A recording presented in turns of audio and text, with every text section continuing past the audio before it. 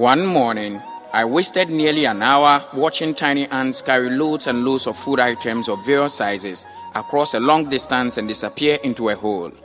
Several times the ants were faced with obstacles that should have made them stop carting food away and storing them in the underground storage system. At one point, the ant had to negotiate a crack in the concrete about 10 millimeters wide.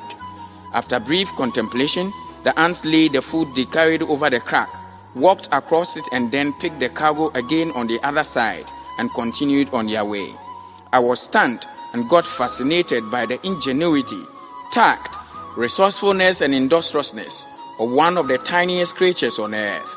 Here was a minute insect, lacking size yet equipped with brains to reason, explore, discover and overcome.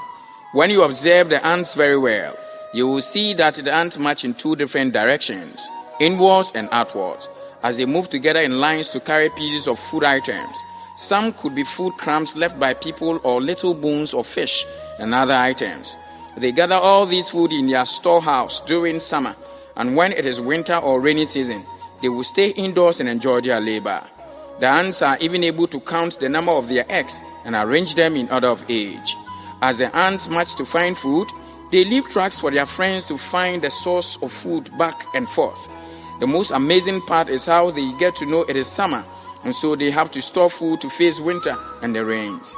No one tells them, but with their wisdom they are able to do that.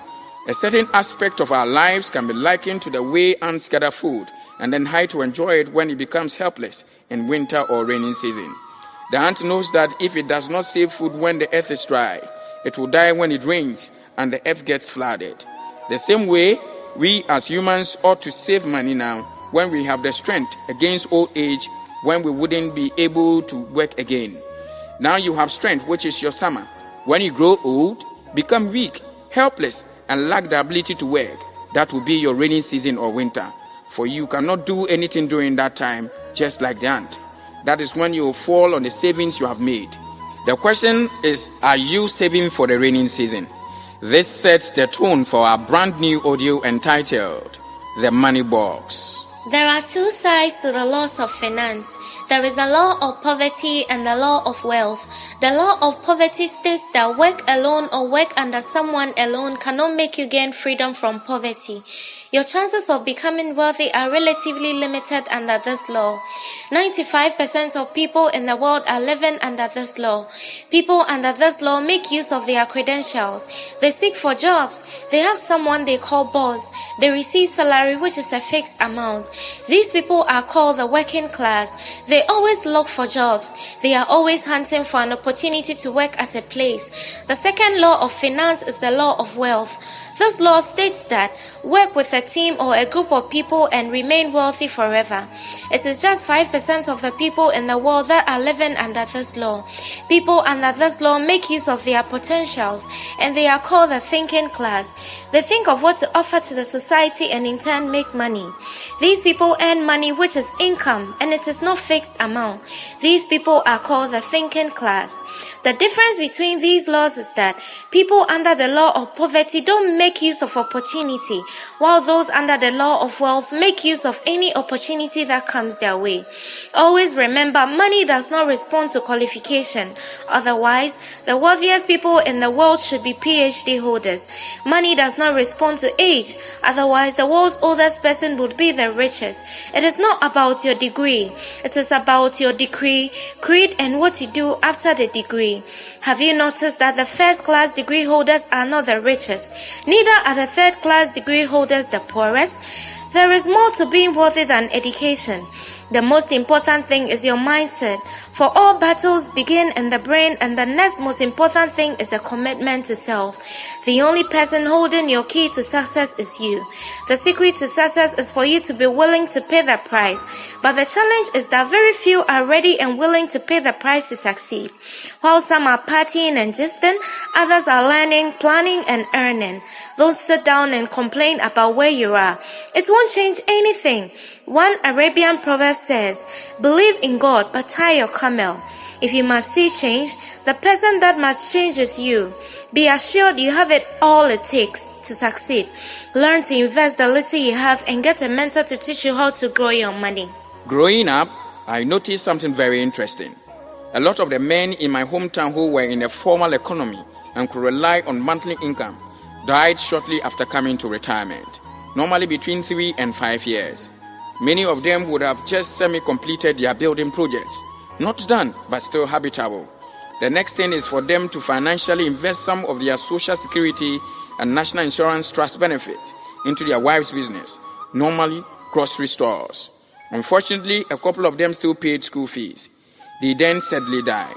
The superstitious inclination of the local folks triggers the rumors that the poor widow, the wife, knows something about the death of the husband because she wants the house and the petty business all to herself.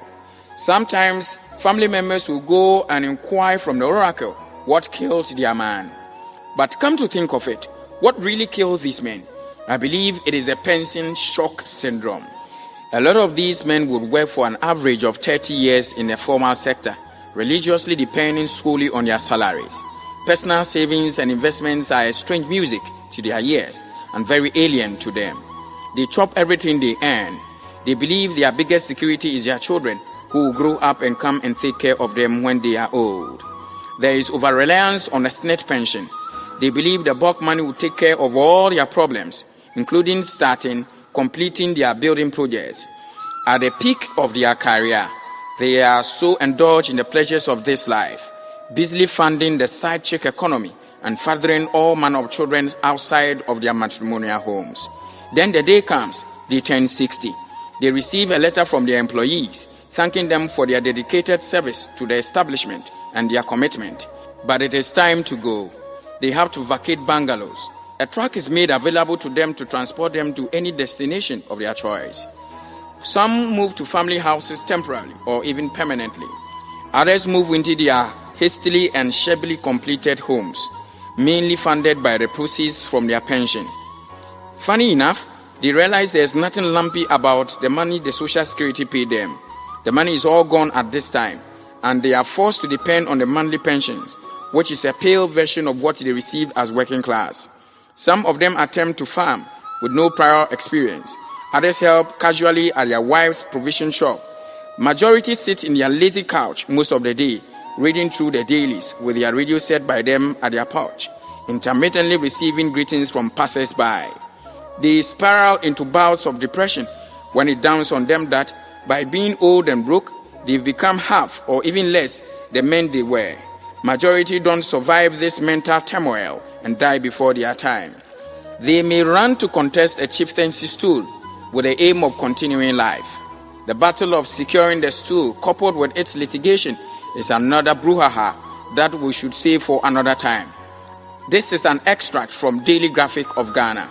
So what can we learn from our fathers? Take control of your financial independence. Invest consistently during your working life. Snitch should not be your plan A. Little drops of money wasted today will cost you your harvest tomorrow. Keep your focus. Avoid side chicks and side children. Don't plan your old age around your children. Many of them may not find their feet before you die. Set your spouse up early. Invest in her business when you have access to loan facilities, and make sure before you go into retirement, the business is already established. Complete your building many years ahead of retirement. Your pension is not meant for that. Get other sources of income. You have decades of your working life to develop a sustainable side business. Be determined to retire a rich man. After all, the good book says, righteous men leave inheritance for their children's children. Nobody is fond of a broke pensioner. Determine not to become one. Otherwise, you run the risk of becoming one. Source, Daily Graphic of Ghana. Many people do not engage in extra economic activities. Those that start something are not committed enough to make it work and sustain it. New research shows that only 3% of people who resolve to change themselves actually do it. After midnight fireworks on December 31st every year, they continue to hold their bad habits around. Projects remain unstarted. Learning resolutions, all now distant memories. However, the difference between any people on any program is simply their commitment. Your commitment defines your resolution, because Commitment is the unshakable determination to get good things done in spite of how worse life or people can make you feel. We must begin to own our lives today by living for our future dreams. Be committed to positive action today for a happy future.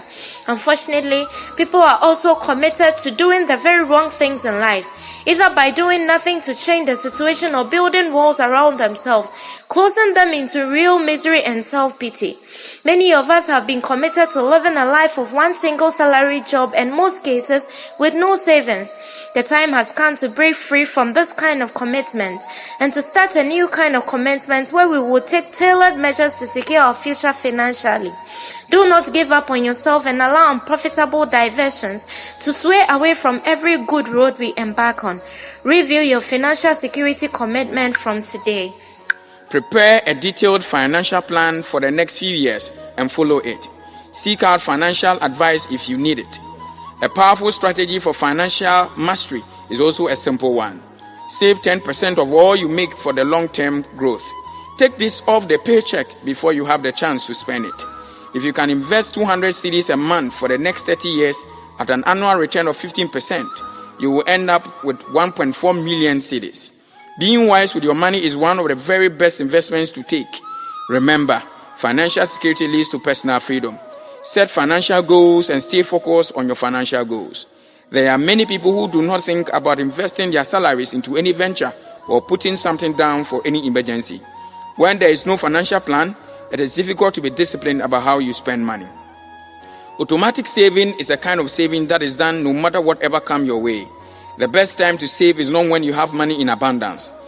It is important to account for whatever you spend your money on in order to check the rate at which we spend. If you are into any business, pay yourself out of the profit and save the rest. If you want to be financially disciplined, you must stop unnecessary expenditures and impulse buying. Record your expenditure. Do not underrate the coins. Finally, just like we said somewhere, seek help from those who are making it through financial discipline. Be careful, else you will end up wasting your lifetime savings on something which will not bring any benefit. Chris Vincent writes, how two young Ghanaian graduates spent their 5-year savings of 70,000 Ghana cedis on a wedding and a naming ceremony. The two young graduates who were dating found out that the girl was pregnant. Collectively, they had a savings of about 70,000 Ghana cedis from about 5 years of hard work, entailing waking up as early as 4:30 a.m. to catch Churchill at 5 a.m. to beat the heavy traffic and make it to the office at 7 a.m. By all standards, they were hardworking and making something better out of their lives. The pregnancy was unplanned, but what follows is the absurdity I find hovering around in our society. It's been with us for so long that we deem it normal. The families of the graduates, especially the woman, expected them to get married before the public becomes aware of the pregnancy. The traditional wedding, the white wedding, and associated receptions cost the couple about 45,000 Ghana cedis. They used 15,000 Ghana cedis of their savings to rent a place somewhere in Tema for a year. 7 months later, the child was born, and the naming ceremony together with the accompanying celebration cost them about 10,000 Ghana cedis. Everything the couple had toiled for the past 5 years was gone in 7 months, in a manner that is not only daft but also depressing. The couple could have obtained a land somewhere in Accra and even started building a 2-bedroom on this land with their savings, so they could start a life with some form of asset. But then our society is inherently imprudent. Pleasing others to the detriment of our future is what it has long become. It's a disease, perhaps a generational curse, inflicted by a desire to impress others and kowtow to this meaninglessness irrespective of individual ramifications. The money many spend on traditional and white weddings, what I call double jeopardy, and naming ceremonies is that initial investment capital that could have catapulted their lives to a higher start. They literally waste the opportunity offered to them to start their life on a good footing. Don't fall victim to unnecessary spending and feel pressure to impress society. Be frugal and measured in your spending. Most people have been kept at bay by fear. They are not willing to take financial risk. People who have graduated from school many years without jobs. Write a proposal. Tell the world what you can do. Looking for a job and earning a salary is not a breakthrough. No one has become a millionaire by earning salary. Show me a multi-millionaire and I'll show you a man who is not on salary. Think, be creative. Let the knowledge impacted into you create something to solve a problem and it will give you money. Elon Musk once said, most people will panic to find a charger before their phone batteries die, but won't panic to find a plant before their dreams die. Be like the ant and save for the bad season. My sincerest gratitude goes to the narrators and to all my listeners worldwide. Many thanks to Dynamic Studios for producing this sound. To listen to all my narrations, search for Aspect the Narrator on YouTube. Watch and subscribe to the page and search for Aspect the Narrator on Facebook to join my fan page. To sponsor the audios, assist in any way, call or WhatsApp on +233 24 88 11 138. There is another audio entitled Enemies Within, which is already on circulation.